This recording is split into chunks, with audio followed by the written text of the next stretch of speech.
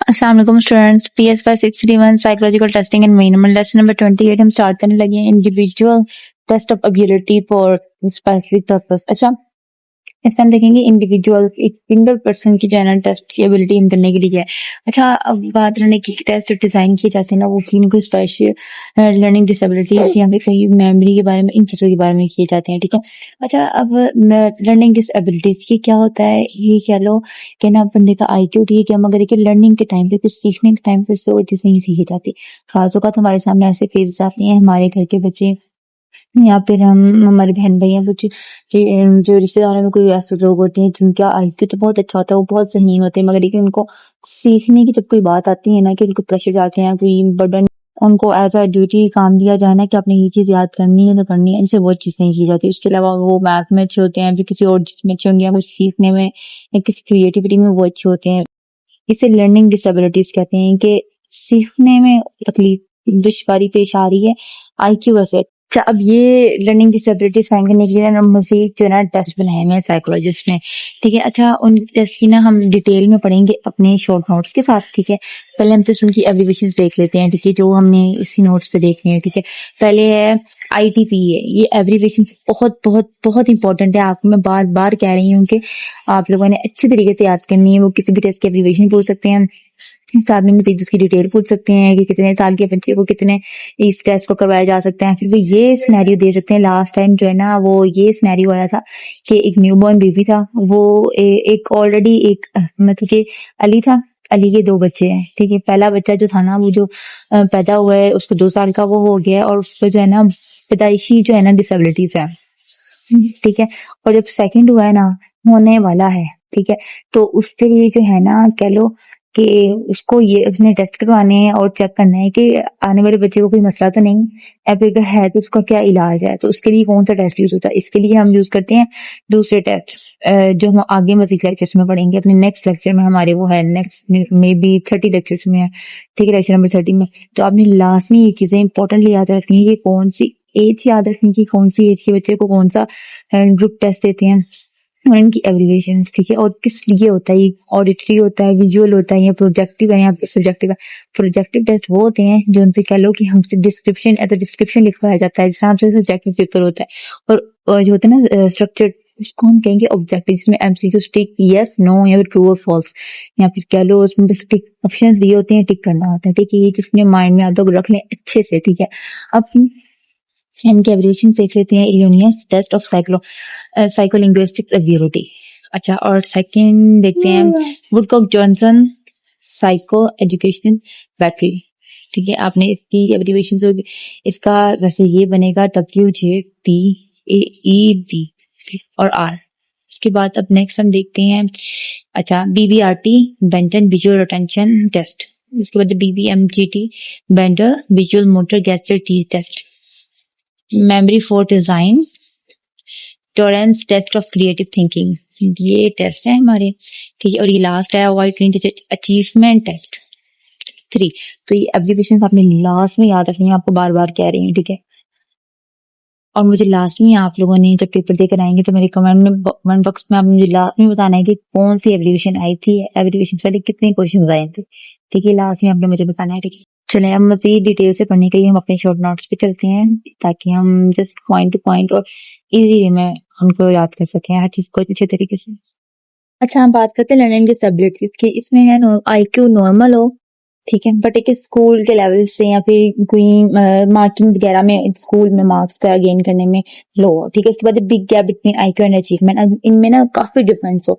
जाहिर सी बात है IQ अच्छा है मगर अचीवमेंट में बिल्कुल अच्छा नहीं है। ठीक है। और उसके बाद अगर हम बात करते हैं ना, आपने ये चीज क्लास में याद रखनी 1.5 से लेके 2 STs ठीक है, जो है ना इनका गैप बिटवीन जो है ना IQ और अचीवमेंट, ये 1.5 to 2 SD है। ये कन्फर्मली आपने बस इतनी सी लाइन याद रखनी है कि इतना MCQ आ सकता है।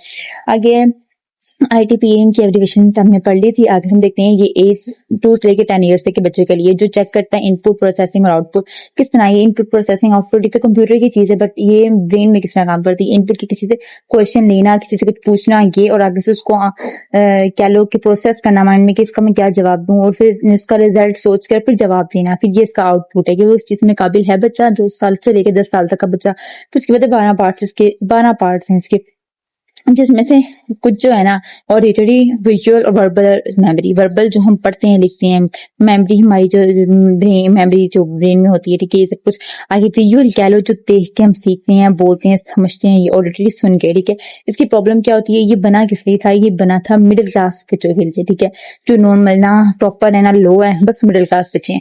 आगे हम बात करते हैं वुडकॉक जॉनसन टेस्ट। ये इसकी फुल एब्रीविएशन हमें लाजमी याद रखनी है। अब देखते हैं ये कॉग्निटिव एबिलिटी वर्सेस अचीवमेंट, ये ब्रेन में एबिलिटी कितनी है। हमने इस चैप्टर में पूरे में हमने पढ़ना ही ये कि जस्ट जो है ना आईक्यू और अचीवमेंट के बारे में। अब आईक्यू तो है, अब कॉग्निटिव एबिलिटी एक अलग चीज है। वो क्या है कि हम सोचता किस तरह है बच्चा, ठीक है, क्या किस तरह सोच रहा है, किस तरह अमल कर, जिस हम लास्ट लेक्चर में पढ़ चुके हैं, ठीक है। अचीवमेंट उसके अलावा इसमें चेक करते हैं कि कितना उसका इंटरेस्ट किस चीज में बच्चे का, ठीक है, उस हिसाब से उसको स्टडी करवाना, उस हिसाब से उसकी फील्ड चूज करना, ठीक है। नेक्स्ट है बिग गैप। बिग गैप इसमें क्या है, इसमें भी लर्निंग डिसेबिलिटीज है। हमने बात ही इस चैप्टर में लर्निंग डिसेबिलिटीज की करनी है, ठीक है। अच्छा, वीडियोग्राफिक टेस्ट, इसमें कौन कौन से बीबीआरटी और एमएफटी, ठीक है, ये अलग अलग पॉइंट चैप्टर में बने हुए थे, ठीक है, जो कि मैंने सिर्फ एक एक लाइन में जो यहाँ पे बताया है समझाने के लिए। आपने क्या है, इसको यहाँ से पढ़ना भी रीड करना है और यहाँ से समझ लेना है, आपको समझ में आ जाएगा क्या है।